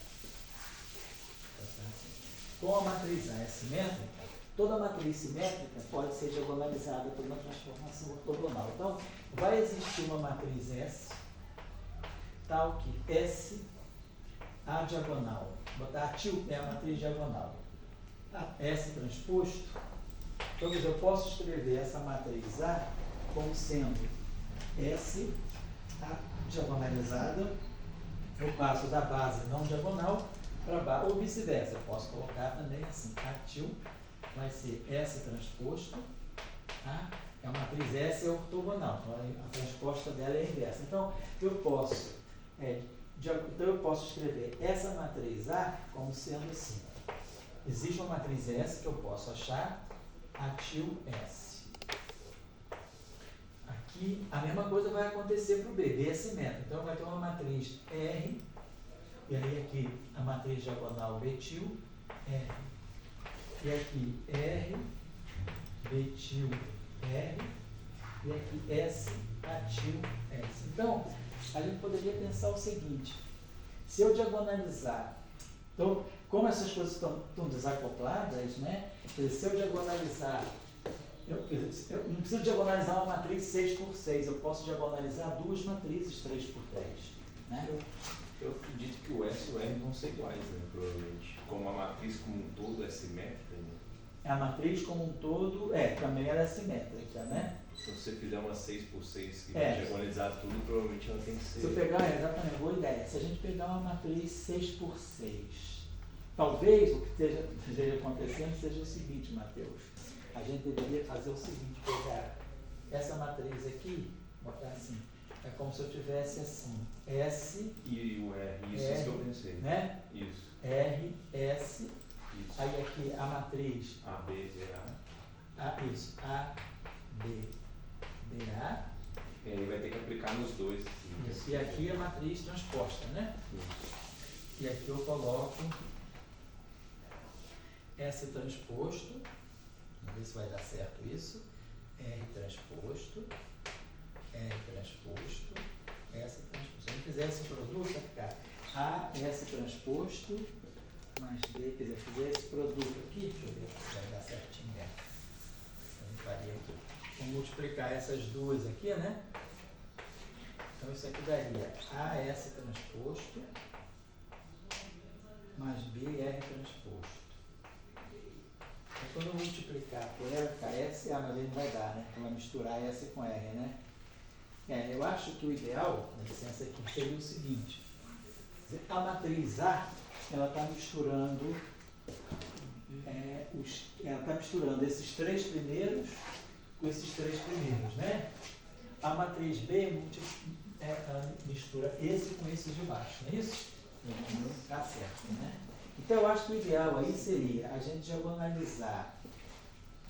Quando a gente diagonalizar essa matriz aqui, tá certo? Então vamos fazer, deixa eu botar aqui uma coisa, deixa eu apagar isso aqui, fazer o seguinte. Então é como se a gente fizesse o seguinte, né? Nós colocássemos aqui,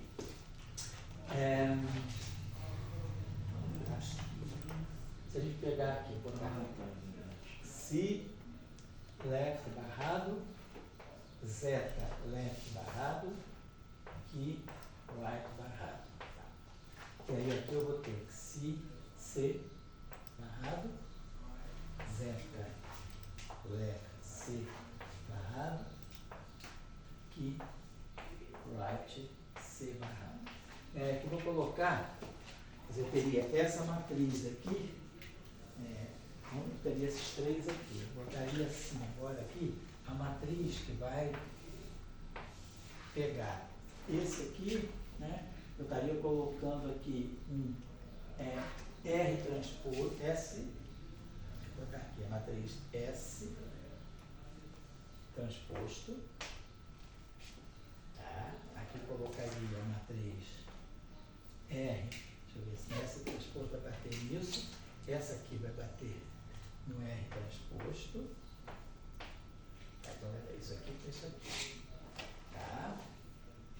Ah, tá, peraí, então deveria, deixa eu ver se é isso mesmo, quer dizer, a gente gostaria de fazer o seguinte, jogar, quer dizer, na verdade eu teria que botar S transposto e pegar um outro S, então fazer o seguinte, deixa eu colocar aqui.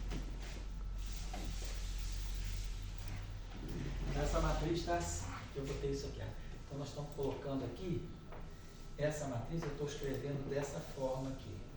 S atil S transposto. Aqui eu esqueci de botar, né? Botar S transposto, atil S. R transposto, petil R. R transposto, petil R, e aqui S transposto, como isso valeria a pena fazer assim, e aí aqui colocar os outros três, quer dizer, essa matriz S bateria aqui, isso, talvez ficasse assim, quer ver? Aí aqui ficaria C left, zeta left, Q right, C left C, zeta left C, Q right C. Vamos ver se vai dar certo. Então, quer dizer, quando eu fizer esse produto aqui, essa matriz aqui é 3×3. Ela pegaria isso aqui. Essa matriz aqui vai pegar isso aqui. Então, é como se eu colocasse o S atuando aqui e o R atuando aqui. E nessa, vê se não ficaria certo assim. Se eu colocasse aqui esse S, essa matriz aqui vai atuar nesses três. E essa aqui, eu substituir simplesmente A, B, A, eu esqueci de colocar, que era S transposto, R transposto, essa aqui é a matriz diagonalizada. A, B, A. Na forma diagonal, quer dizer, o A é S transposto, então eu estaria fazendo isso aqui. Então, eu tenho isso aqui. Agora, esse S aqui, quando eu fizer esse produto aqui, né, essa matriz 3×3 vai bater aqui e essa matriz 3×3 vai bater aqui. Então é como se eu colocasse esse S aqui na frente desse vetor coluna 3×3, essa matriz S é 3×3, e aqui essa matriz R atuasse aqui. Depois, deixa eu ver aqui, mas aí quando eu fizesse o outro lado, essa matriz R, ela não poderia atuar ali. Eu estava querendo ver se a gente pudesse, né, quer dizer, como eu estou diagonalizando, né, vamos pensar o seguinte, eu tenho essa matriz aqui é a matriz D, né? Tá certo, né? Tá certo. Então eu poderia colocar, quer dizer, essa matriz A está atuando aqui, a matriz B está atuando ali, depois a matriz B está atuando aqui, a matriz A está atuando aqui, tá certo. Então, quer dizer, a matriz A, ela atua nesses três aqui, e depois a matriz A vai atuar nesses três aqui, tá certo. Então, o ideal seria fazer o certo. Então a gente está tentando ver, né? Quer dizer, se eu diagonalizar a matriz A, isso aqui está acontecendo, está certo. Tá. Eu queria ver agora, quer dizer, a gente vai ter que colocar, quer dizer, essa matriz A tio aqui, ela tem os autovalores da massa, essa matriz aqui, os autovalores da massa também. Talvez, estou entendendo que talvez, opa. Quer dizer, a gente tem um problema que seria o seguinte, né? Quer dizer, a gente desacoplou da seguinte maneira. Esse cara aqui, essa matriz aqui está me ligando com esses caras aqui. E essa matriz B aqui, então tá, essa aqui, vamos dizer assim, essa aqui vai pegar aqui, e essa aqui vai pegar aqui. Tá. Então vamos fazer o seguinte, deixa eu pensar aqui uma coisinha que eu acho que vamos simplificar. Vou trabalhar um instantinho só, né?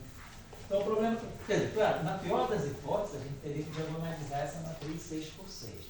Mas eu acho que a gente economiza muito espaço, né, e muito tempo pensando nas matrizes. Então a gente tem que pensar o seguinte, a gente tem essa estrutura aqui. Vou fazer o seguinte, para não ficar com muita confusão, eu vou chamar esses três carinhas aqui de um vetor, vamos chamar assim, isso aqui vai ser um vetor alfa barrado. É um vetor, vamos dizer, vetor linha, né? E aqui, esse aqui, a gente vai estar chamando de beta barrado. Vamos ver se fica melhor assim. Esse aqui, simplesmente é o alfa. E esse aqui é o beta. Ele está sem barrado.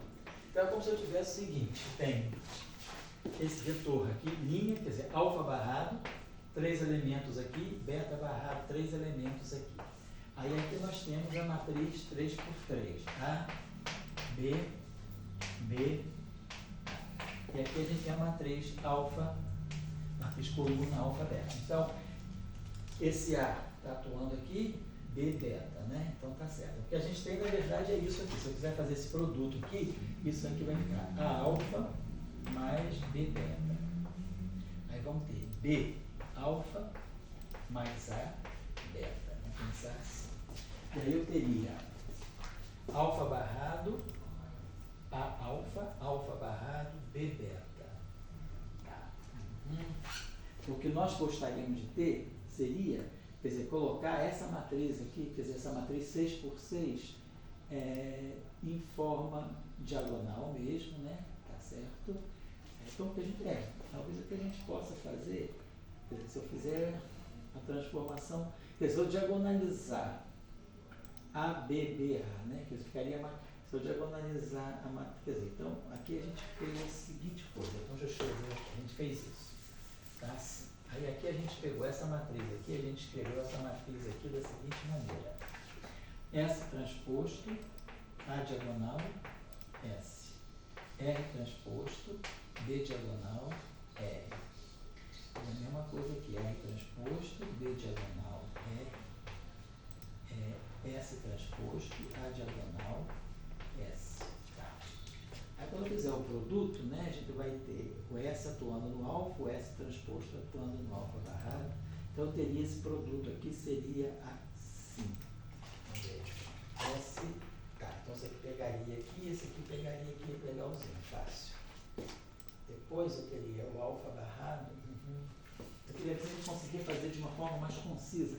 Ao invés de diagonalizar essa matriz 6, cara, isso aí o Maple pode fazer fácil, né? Não tem problema, mas a gente só queria ver se tem um método mais racional.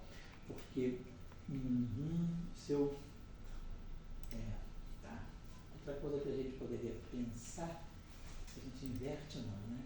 Quer dizer, diagonalizar a matriz total, uma matrizinha de submatrizes, né?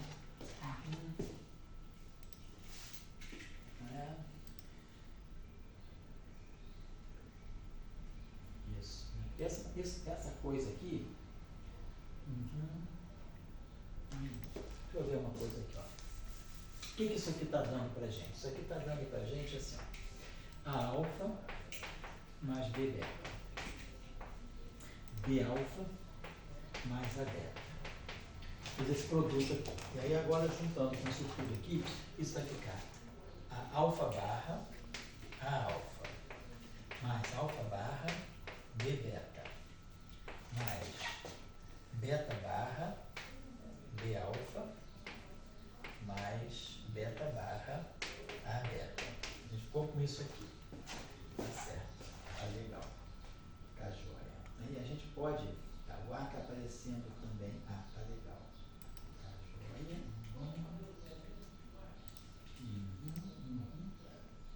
Então.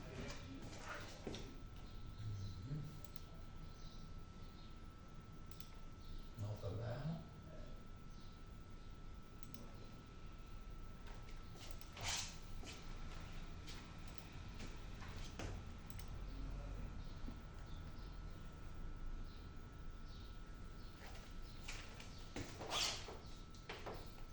Alfa barra, S transposto, A diagonal, S alfa. Vou botar isso aqui, beta barrado, S transposto, tá? S beta, mais alfa barrado, R transposto, B R beta, mais beta barrado, mais beta barrado, R transposto, B R alfa. Vamos pensar aqui uma coisinha só. Então, se eu jogar esse cara aqui, eu tenho o alfa, aqui alfa, tá certo. Então eu teria a matriz A alfa, então eu poderia escrever isso aqui da seguinte maneira. Alfa barrado, S transposto. Isso. Alfa barrado, S transposto. Tá? Mais beta barrado, S transposto, a diagonal, tá? Alfa barrado, tá? Mais beta barrado, beta barrado, a diagonal, tá? Bota isso aqui, tá? Ativo.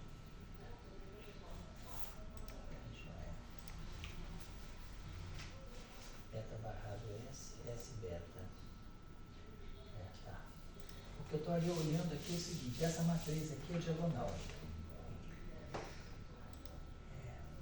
Então eu poderia fazer o seguinte, essa matriz aqui está totalmente diagonalizada, essa matriz tem os mesmos autovalores que essa aqui.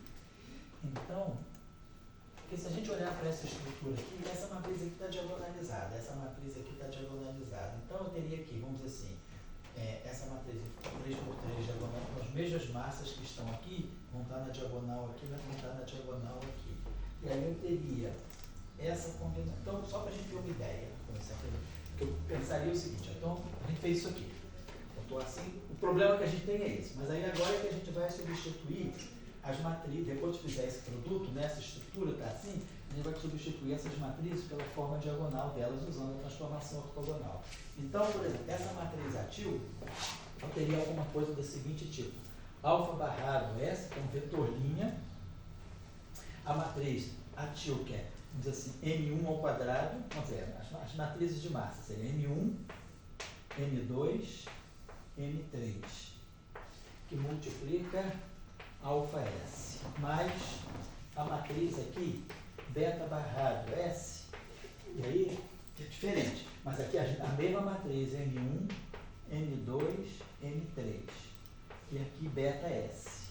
Então, por exemplo, com esse alto valor M1, que está totalmente diagonal, eu teria M1, quer dizer, eu teria essa combinação, alfa barra, o que está na frente do M1? Alfa barra S, S transposto, perdão, S transposto. Então eu teria alfa barrado, S transposto, M1, tá? Essa matriz aqui é totalmente diagonal. Então, se eu pegar essa matriz aqui, só para ver aqui uma coisa, M1, M2, M3, né? E multiplicar pela matriz é alfa S. Tá toda... Seria S alfa. Oi? S alfa. Oi? Seria S alfa. S aqui? S alfa. Ah, S alfa, você tem razão. Isso, obrigado. Tá certo. S alfa. Isso, e aqui S beta. Tá, então eu teria aqui, então vamos dizer assim, quando eu produto, essa matriz aqui é diagonal. Tá? Então eu vou ter M1, que eu acho que daqui ficaria da seguinte maneira. Com essa estrutura aqui, eu realizaria esse produto aqui e realizaria esse produto aqui, fatoraria M1. A combinação que vai aparecer em frente a M1 vai ser essa, vai corresponder a esse valor M1. A combinação, quer dizer, quando eu abrir essa estrutura aqui, então eu sei quem é a matriz S, eu consigo diagonalizar essa matriz 3x3 aqui, né? Diagonalizar. Então, quando eu escrever sobre essa estrutura aqui, quer dizer, aqui está diagonal, aqui está diagonal, aqui está diagonal e aqui está diagonal. Está tudo diagonal. E aí, quando eu colocar as matrizes diagonais aqui, eu vou poder selecionar tudo que está. Aí eu vou botar, daqui vai aparecer algo que tem M1, e aqui M1, M2 e M3. Aqui também. Então eu vou fatorar tudo que tem M1, tudo que tem M2 e tudo que tem M3. A combinação que está associada a M1 é o autovetor, que vai estar dizendo, essa combinação de campos tem massa M1. Essa combinação. Então, a ideia aqui, só para finalizar, é essa aqui. A gente tem essa matriz. Problema, vamos dizer assim, solução, a força bruta. Diagonaliza a matriz 6x6 e vai para a base diagonal e vê as combinações desses objetos aqui que vão corresponder aos autovalores. Problema típico de diagonalização. Vou para a base, que essa matriz é diagonal. Nessa base, então, como se o problema seria o seguinte, aqui eu tenho uma matriz 6x6, então eu teria isso aqui. Essa matriz aqui, todo esse vetor linha aqui total, que eu estava chamando de psi barrado, que é esse vetor linha, 6 componentes. Aqui a matriz M, 6x6, e aqui o psi. Então eu vou diagonalizar. O que eu faço? Eu vou botar essa matriz é simétrica. Então eu vou botar aqui S transposto S, boto a identidade. Boto aqui a matriz diagonal. E aqui boto S transposto S, psi. Então, isso aqui, né, é a combinação. Então eu nem preciso fazer isso, eu posso colocar assim. Diagonaliza essa matriz, S transposto, M, diagonal, S, coloco aqui. E aí, essa combinação S, psi, ou essa combinação psi barrado S, quer dizer, tudo que está, essa matriz aqui é diagonal, então esse vetor aqui, né, é o vetor que vai estar, quer dizer, essa combinação aqui é a combinação linear na base que essa matriz é diagonal. Então, esse conjunto S, psi, vai me dar os campos físicos. Isso é o problema 6x6. Mas se eu quiser reduzir o problema 3x3, em vez de diagonalizar uma matriz 6x6, eu vou diagonalizar duas matrizes separadas 3x3. E aí eu vou nessa direção. E aí, depois que eu colocar aqui nessa expressão a forma das matrizes diagonalizadas, eu vou poder ver tudo que está na frente do M1, que sai daqui e daqui, é a combinação que vai dar a massa M1, a combinação que vai dar a massa M2 e M3. E aqui é a mesma coisa, aqui vão ter outras massas, né? Então eu vou ter 6 massas e 6 combinações de campos. Aí a gente diagonaliza o problema e vê quem são os autovalores e os autovetores correspondentes. Então eu sei quem são as massas físicas e quem são os campos físicos. Isso misturando Dirac, né? Massa de Dirac com massa. Tudo que tiver aqui, né? Tudo que tiver aqui é massa de Dirac. E tudo que tiver só psi e zeta é massa de Majorana. E a gente consegue tirar, então, as combinações massivas. Essa é uma questão. Só que eu queria fazer esse exercício para deixar claro que a gente pode ter uma matriz de massa mista que mistura Majorana com Dirac. A gente depois pode olhar. Se eu pegar duas famílias, só para finalizar realmente, pessoal, que vocês devem estar cansados, né? E só para finalizar. Se eu tivesse duas famílias, só para fica mais simples o problema. Deixa eu apagar aqui rapidinho. Então, se nós tivéssemos aqui, é só para botar aqui, se nós tivéssemos só duas famílias, só voltando aqui, vamos dizer, um campo left e um campo right. Então, eu poderia formar massa de Majorana para esse cara aqui, então teria um psi left barra psi left C, mais psi left C barra psi left, então seria a mesma coisa. Uma matriz de massa de Majorana só para o psi left, tá? E uma matriz de massa de Majorana só para o psi right, né? E uma matriz de massa mista. Então, se o problema for 2x2, né, a gente poderia escrever a estrutura dessa forma, né? Eu teria uma massa, quer dizer, a gente teria a massa de Majorana, então eu escreveria assim, psi left, psi right.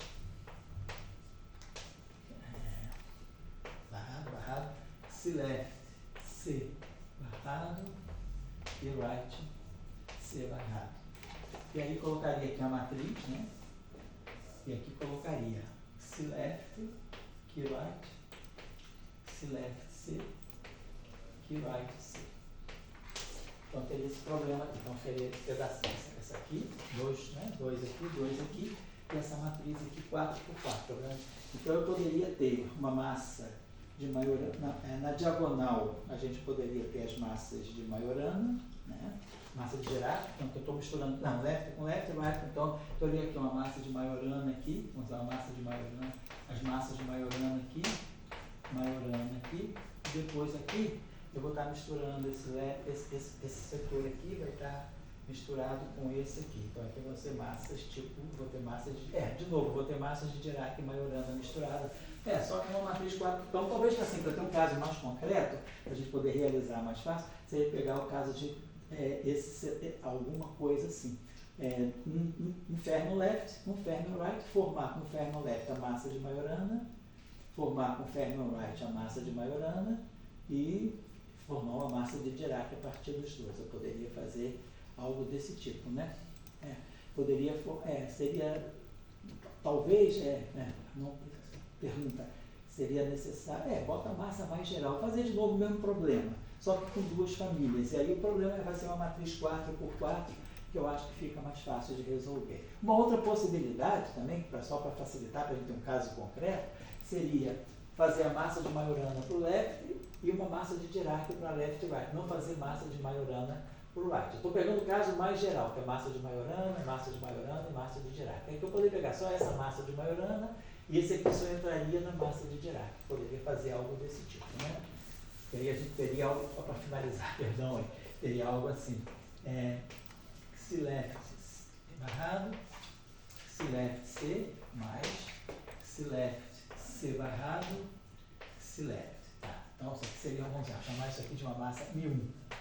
Então a massa de Majorana. Depois eu pegar uma massa de Dirac, mais um Mi2, aí eu colocaria C left C barrado, key right, mais key right barrado, C left. Poderia ver aqui, então eu teria uma estrutura, né, em que eu teria uma massa de Majorana e uma massa de Dirac. Aí o problema fica mais simples. A gente pode depois ver, quer dizer, eu vou preparar isso aqui para a semana que vem, que aí a gente pode ver, que eu acho que fica mais fácil ver o problema da gangorra. Que aí colocando uma massa muito maior do que a outra, a gente vai poder ver qual é o ferno dominante e qual é o ferno que está numa escala mais alta e numa escala mais baixa de massa. Vamos fazer um problema desse tipo, assim, duas famílias, tá? E apenas um ferno, uma massa de Majorana, uma família, e depois a outra, o ferno right entra na massa de Dirac. Então eu teria uma massa tipo Majorana, que é o Mi1, e uma massa tipo Dirac, que é o Mi2. Tá? Só para a gente ter uma ideia, tá bom? Depois, então, na próxima aula, a gente também vai aproveitar para introduzir o modelo dos dois dubletes, SO2 left, SO2 right, e aí incluir o triplete de Higgs, tá certo? Por hoje é só, tchau. Obrigado, tá? É só para a gente treinar um pouquinho mais essa discussão das massas.